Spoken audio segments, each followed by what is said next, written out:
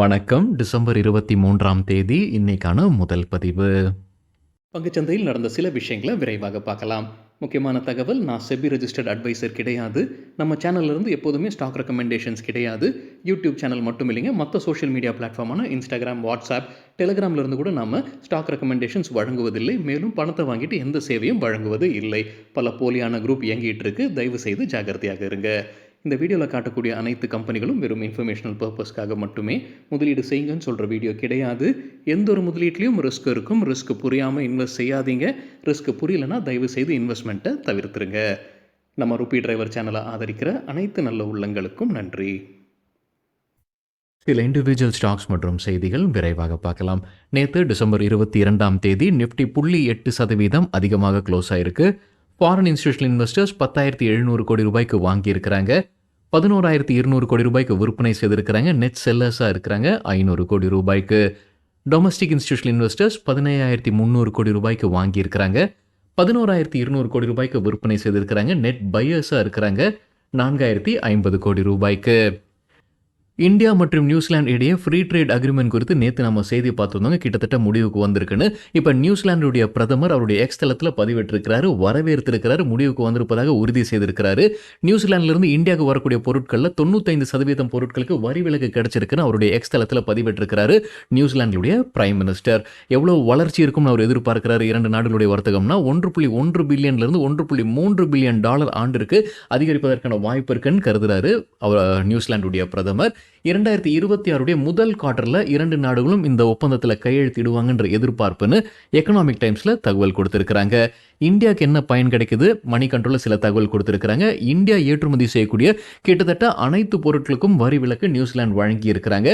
Dairy ப்ராடக்ட்ஸ்க்கு விலக்கு இருக்குங்க. அங்கிருந்து வரக்கூடிய நியூசிலாந்துலேருந்து இந்தியாவுக்கு வரக்கூடிய டெய்ரி ப்ராடக்ட்ஸ்க்கு இந்த வரி விலக்கு கிடையாது. ஸோ டெய்ரி ப்ராடக்ட்ஸ் அவங்க பாதுகாக்கிறாங்க. உள்ளூரில் இருக்கக்கூடிய விவசாயிகளை கருத்தில் கொண்டு அவங்க பாதுகாக்குவதாக மத்திய அரசு சொல்லியிருக்கிறாங்க. ஸோ டெய்ரி ப்ராடக்ட்ஸ் எக்ஸம்ஷன் இருக்கு.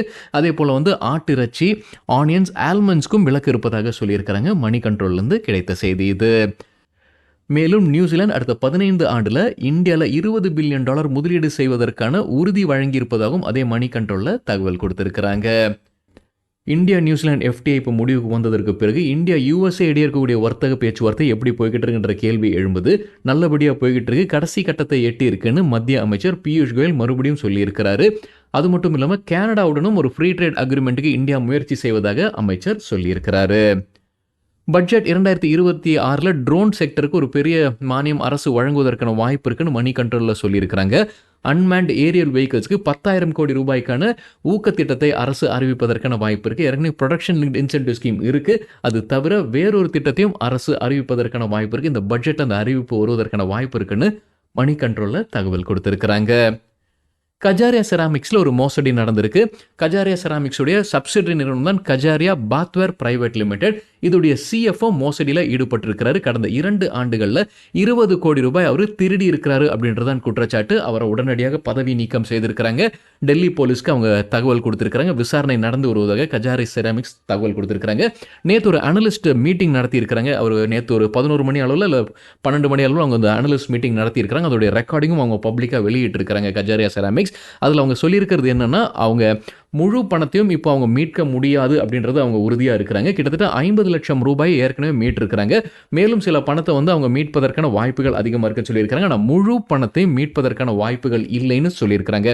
ஸோ 20 கோடி ரூபாய்னு சொல்லும்போது அவங்களுடைய குவார்டர்லி ப்ராஃபிட்டில் அது 15% வருது. ஆண்டிற்கான ப்ராஃபிட், அதாவது நிதியாண்டு 2025 ப்ராஃபிட் 300 கோடி ரூபாய். அதுடன் ஒப்பிடும்போது 6.6% பாதிப்பு இருப்பதற்கான வாய்ப்புகள் இருக்கு. இவங்க என்ன சொல்லியிருக்கிறாங்கன்னா, இப்போ இந்த 20 கோடி ரூபாய் ஒரு எக்ஸப்ஷனல் ஐட்டமாக தான் அவங்களுடைய அக்கௌண்ட்ஸில் காட்ட போகிறதாக சொல்லியிருக்கிறாங்க கஜாரியா செராமிக்ஸோடைய மேனேஜ்மெண்ட். பாண்டாடா இன்ஜினியரிங் நேற்று இன்ட்ராடேல 6% அதிகரித்தது. கம்பெனி தரப்பில் ஒரு அப்டேட் இருக்கு. என்எல்சி இந்தியா ரினியூபிள்ஸ் கிட்ட இருந்து 945 கோடி ரூபாய்க்கான ஆர்டர் கிடைச்சிருக்கு. திலீப் பில்கான் நேற்று நல்லா பர்ஃபார்ம் பண்ணியிருக்காங்க. இன்ட்ராடேல 1 மந்த் ஹையை எட்டியிருக்கு கம்பெனியுடைய ஷேர் பிரைஸ். கம்பெனிக்கு ஒரு ஆர்டர் கிடைச்சிருக்கு. 4,900 கோடி ரூபாய்க்கான ஆர்டர் மத்திய பிரதேஷ்லேருந்து. மத்திய பிரதேஷ் உர்ஜா விகாஸ் நிகம் லிமிடெட் கிட்ட இருந்து கிடைத்த சோலார் பவர் பிளான்ட்டுக்கான ஆர்டர் இது. ஏத்தர் எனர்ஜி தரப்பு அப்டேட் இருக்கு. அவங்களுடைய எலக்ட்ரிக் ஸ்கூட்டர்ஸ் உடைய விலையை உயர்த்துறாங்க. ஜனவரி மாதத்திலிருந்து 3,000 ரூபாய் உயர்த்துவதாக சொல்லியிருக்கிறாங்க. ரா மெட்டீரியல்ஸ் உடைய காஸ்ட் அதிகரிக்குது. ஃபாரின் எக்ஸ்சேஞ்ச் ஃபிளக்சுவேஷன்ஸ் இருக்குன்றத அவங்க காரணமாக சொல்லியிருக்கிறாங்க ஏத்தர் எனர்ஜி. கேஇசி இன்டர்நேஷனலும் நேற்று நல்லா பர்ஃபார்ம் பண்ணியிருக்காங்க. இன்ட்ராடேல 1 மந்த் ஹையை எட்டியிருக்கு கம்பெனியோட ஷேர் பிரைஸ். நம்ம அதற்கு முன்னாடி ஒரு செய்தி பார்த்துருந்தோங்க. டெல்லி ஹைகோர்ட் வந்து அவங்களுக்கு சாதகமாக தீர்ப்பு வழங்கியிருக்கிறாங்க.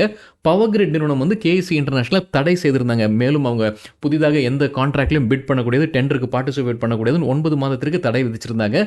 அதை எதிர்த்து தான் கம்பெனி கோர்ட்டுக்கு போயிருக்காங்க. கோர்ட் கம்பெனிக்கு சாதகமாக தீர்ப்பு வழங்கியிருந்தது. அதோடைய ரியாக்ஷனாக இருந்திருக்கலாம். நேற்று நல்லா இன்ட்ராடேல கேஇசி இன்டர்நேஷனல் பர்ஃபார்ம் பண்ணியிருக்கு. ஸ்ரீராம் ஃபினான்ஸ் குறித்தான ஒரு செய்தி. அண்மையில் செய்தியில் இருந்துகிட்டு இருக்கக்கூடிய நிறுவனம் தான் ஸ்ரீராம் ஃபினான்ஸ். ஜப்பான்லேருந்து முதலீடு வருது. 40,000 கோடி ரூபாய்க்கான முதலீடு. MUFG நிறுவனம் முதலீடு செய்கிறாங்க.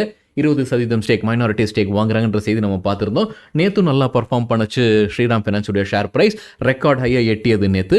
ஸ்ரீராம் ஃபினான்ஸுடைய மேனேஜ்மெண்ட் ஒரு விளக்கம் கொடுத்துருக்காங்க. ஒரு கேள்வி எழும்பியது. இப்போ ஸ்ரீராம் ஃபினான்ஸ்க்கு ஜப்பான்லேருந்து முதலீடு வருது. இப்போ வந்து வங்கிக்கான லைசன்ஸ்க்கு அவங்க விண்ணப்பிப்பாங்களா அப்படின்ற ஒரு கேள்வி இருந்தது. இல்லை அப்படின்னு மறுத்திருக்கிறாங்க கம்பெனியுடைய மேனேஜ்மெண்ட். இந்த கேள்வியை எழுப்பியது பிரபல கோட்டக் மஹிந்திரா பேங்குடைய நிறுவனராக இருந்த உதய் கோட்டக் தான் ஒரு கேள்வியை எழுப்பியிருந்தார். இப்போ நீங்கள் வந்து பேங்கிங் லைசன்ஸ்க்கு விண்ணப்பிப்பீங்களா அப்படின்னு இல்லைன்னு மறுத்திருக்கிறாங்க ஸ்ரீராம் ஃபினான்ஸுடைய மேனேஜ்மெண்ட். நொமுரா தொடர்ந்து பை ரேட்டிங் கொடுக்குறாங்க ஸ்ரீராம் ஃபினான்ஸ்க்கு. எதிர்பார்க்குற டார்கெட் 1140 ரூபாய். ஜெஃப்ரீஸ் தொடர்ந்து பை ரேட்டிங் கொடுக்குறாங்க. எதிர்பார்க்குற டார்கெட் 1080 ரூபாய். CLSA டார்கெட் ப்ரைஸை உயர்த்தி இருக்கிறாங்க. முன்ன சொன்னது 840, புது டார்கெட் 1030. அவுட் பர்ஃபார்ம் ரேட்டிங் தொடர்ந்து கொடுக்குறாங்க. IIFL ஃபினான்ஸ் அதிகமான டார்கெட் கொடுத்துருக்கக்கூடிய brokerage கம்பெனி வந்து IIFL ஃபினான்ஸ் ஸ்ரீராம் ஃபினான்ஸ்க்கு 1200 ரூபாய் கொடுத்துருக்காங்க. பை ரேட்டிங் தொடர்ந்து வழங்கியிருக்கிறாங்க. கோட்டக் இன்ஸ்டிடியூஷனல் ஈக்விட்டிஸ் தொடர்ந்து ஆட் ரேட்டிங் கொடுக்குறாங்க. எதிர்பார்க்குற டார்கெட் 990 ரூபாய். ஸ்ரீராம் ஃபினான்ஸுடைய ஷேர் ப்ரைஸ் வந்து இந்த அக்டோபர் மாதத்தில் இந்த அறிவிப்பு வருதுங்க. இந்த மாதிரி ஜப்பான்லேருந்து ஒரு முதலீடு வருவதற்கான வாய்ப்பு இருக்குன்ற செய்தி வர ஆரம்பிச்சது அக்டோபர் மாதத்தில் தான். ஸோ அப்போலேருந்து பார்க்கும்போது ஸ்ரீராம் ஃபினான்ஸுடைய ஷேர் ப்ரைஸ் 45% அதிகரிச்சிருக்கு அப்படின்றது குறிப்பிடத்தக்கது. நேற்று ரயில்வே ஸ்டாக்ஸ் நல்லா பர்ஃபார்ம் பண்ணியிருக்குன்னு மணி கண்ட்ரோல் ஒரு தகவல் கொடுத்துருக்காங்க. IRCTC, ரெயில்டெல், ஜூபிட்டர் வேகன்ஸ் போன்ற நிறுவனங்கள் நேற்று நல்லா பர்ஃபார்ம் பண்ணியிருக்காங்க. 12% வரைக்கும் அதிகரிச்சிருக்கு. இது இன்ட்ராடேலங்க. மணி கண்ட்ரோல் அதுக்கு சில காரணம் சொல்லியிருப்பது என்னென்னா, நம்ம செய்தி முன்னே பார்த்துருந்தோங்க, இந்த பேசஞ்சர் கட்டணத்தை எல்லாமே உயர்த்தி இருக்கிறாங்க. கிட்டத்தட்ட 500 கிலோமீட்டருக்கு போகும்போது வந்து 10 ரூபாய் அதிகரிப்பதற்கான வாய்ப்பு இருக்குது. நம்ம உதாரணமாக நம்ம வேறொரு வீடியோவில் அதை பார்த்துருந்தோம். ஸோ அது ஒரு காரணமாக சொல்லியிருக்கிறாங்க மணி கண்ட்ரோலில். அப்புறம் பட்ஜெட் வர இருக்குது. February 1ஆம் தேதி தான் பெரும்பாலும் பட்ஜெட்டை தாக்கல் செய்வாங்க. ஸோ ரயில்வேஸ்க்கு பெரும்பாலும் ஏதாவது கிடைக்குமான்ற ஒரு எதிர்பார்ப்பு இப்போது துவங்க ஆரம்பிக்குது. ஸோ 2 காரணங்கள் சொல்லியிருக்கிறாங்க. ரெயில்டெல் கார்பரேஷனுக்கு முன்னே நம்ம ஒரு செய்தி பார்த்துருந்தோங்க. இலான் மஸ்குடைய ஸ்டார்லிங்க் கூட அவங்க பேச்சுவார்த்தையில் இருக்கிறாங்க. இந்தியாவில் ஒரு பார்ட்னர்ஷிப் அமைப்பதற்கு அப்படின்னு ஒரு செய்தி இருந்தது. அதிகாரப்பூர்வ அறிவிப்பு வரல. அது முன்னே நான் பார்த்துருந்தோம். அது மறுபடியும் ரெயில்டெல் கார்பரேஷனுக்கு பாசிட்டிவாக இருப்பதாக மணி கண்ட்ரோலில் சொல்லியிருக்கிறாங்க. ஜூபிட்டர் வேகன்ஸ் வந்து நேற்று 20% அதிகரித்ததற்கு NDTV ப்ராஃபிட்டில் ஒரு தகவல் கொடுத்துருக்காங்க. ப்ரொமோட்டர்ஸ் வந்து 135 கோடி ரூபாய்க்கான ஷேர்ஸ் வாங்கியிருக்கிறாங்க ஜூபிட்டர் வேகன்ஸில். தத்ரவகோங்கா AS அப்படின்ற ப்ரொமோட்டர் தான் ஷேர்ஸ் வாங்கியிருக்கிறாரு. 27.8 லட்சம் இக்விட்டி ஷேர்ஸ் வாங்கியிருக்கிறாங்க 135 கோடி ரூபாய்க்கு. அது 0.55% ஸ்டேக். அப்போலோ மைக்ரோ சிஸ்டம்ஸ் நேற்று அப்பர் சர்க்கியூட் 5% எட்டியது. CNBC TV 18 ஒரு அப்டேட் கொடுத்துருக்காங்க. DRDO, defence research and development organisation 2 technology டிரான்ஸ்ஃபருக்கு அனுமதி வழங்கியிருக்கிறாங்க. அது அப்போலோ மைக்ரோ சிஸ்டம்ஸ்க்கு பெரிய பயனளிக்கும்னு CNBC TV 18 அப்டேட் கொடுத்துருக்காங்க. GE வர்னோவா TND இந்தியா நேற்று நல்லா பர்ஃபார்ம் பண்ணியிருக்கிறாங்க. நேற்று இன்ட்ராடேல 11% அதிகரித்தது. அவங்களுக்கு AESL ப்ராஜெக்ட்ஸ் லிமிடெட் கிட்டேருந்து ஒரு கான்ட்ராக்ட் கிடச்சிருக்கு. MCX நேற்று நல்லா பர்ஃபார்ம் பண்ணியிருக்கிறாங்க. 5% அதிகரித்தது மணி கண்ட்ரோலில் தகவல் கொடுத்துருக்காங்க. அது மட்டும் இல்லாமல் ஆல் டைம் ஹையும் நேற்று எட்டியிருக்கு. செபி வந்து RBI மற்றும் IRDAயுடன் ஒரு பேச்சுவார்த்தையில் இருக்கிறாங்க. IRDA அப்படின்றது insurance regulatory and development authority of India. எதற்காக இந்த பேச்சுவார்த்தைனா, பேங்க்ஸ் மற்றும் இன்சூரன்ஸ் கம்பெனிஸை கமாடிட்டி டெரிவேட்டிவ் மார்க்கெட்டுக்கு கொண்டு வருவதற்காகத்தான் இந்த பேச்சுவார்த்தை. இது MCXக்கு பாசிட்டிவாக பார்க்கப்படுவதாக மணி கண்ட்ரோலில் சொல்லியிருக்கிறாங்க. கூடுதலாக என்ன சொல்லியிருக்கிறாங்கன்னா, ப்ரெஷியஸ் மெட்டல்ஸ் வந்து அதிகரிச்சுக்கிட்டே இருக்கு. அது MCXக்கு பாசிட்டிவாக இருப்பதாகவும் அதே மணி கண்ட்ரோல் செய்தியில் சொல்லியிருக்கிறாங்க. Gujarat kidney and super speciality IPO குறித்தான தகவல். நேற்று முதல் நாள் முடிவில் ஒட்டுமொத்த சப்ஸ்கிரிப்ஷன் 148% எட்டியிருக்கு. ரீட்டைல் கேட்டகரி மட்டும் 474% ஆகியிருக்கு. கிரே மார்க்கெட்டில் ப்ரீமியம் 3 ரூபாய் கூடுதலாக இருக்குது. அது IPO விலையுடன் ஒப்பிடும்போது 3% அதிகமாக இருக்குது. அசோக் லேலண்ட் குறித்து CNBC TV 18 கிடைத்த ஒரு தகவல். கடந்த 10 ஆண்டில் இந்த ஆண்டு தான் ரிட்டர்ன்ஸ் நல்லா கொடுத்துருக்கு அசோக் லேலண்ட்னு CNBC TV 18 தகவல் கொடுத்துருக்காங்க. அதாவது பெஸ்ட் இயராக இருக்குது. ஆனுவல் ரிட்டர்ன்ஸில் பார்க்கும்போது பெஸ்ட் இயராக இந்த ஆண்டு இருப்பதாக சொல்லியிருக்கிறாங்க. நொமுரா மேலும் அசோக் லேலண்ட் மேலே போகிறதுக்கான வாய்ப்பு இருக்குன்னு கருதுறாங்க. தொடர்ந்து பை ரேட்டிங் கொடுக்குறாங்க. எதிர்பார்க்குற டார்கெட்டை உயர்த்தி இருக்கிறாங்க. முன்ன சொன்னது 174, புது டார்கெட் 196 ரூபாய். சீகால் இந்தியா நேற்று நல்லா பர்ஃபார்ம் பண்ணியிருப்பதாக சிஎன்பிசி டிவி 18ல தகவல் கொடுத்துருக்காங்க. மத்திய பிரதேசில் அவங்களுக்கு 550 கோடி ரூபாய்க்கான சோலார் பவர் கான்ட்ராக்ட் கிடைச்சிருக்கு. யாருக்கிட்ட இருந்து? மத்திய பிரதேஷ் உர்ஜா விகாஸ் நிகம் லிமிடெட் கிட்ட இருந்து.